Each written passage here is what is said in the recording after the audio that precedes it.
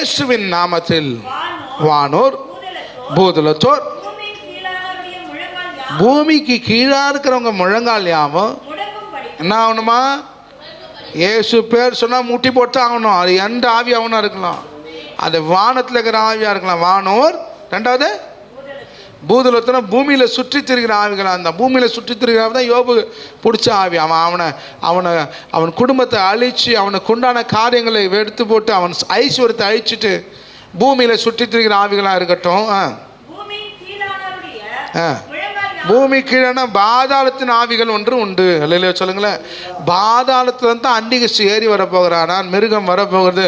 பாதாளத்தில் இருக்கிற ஆவிகளும்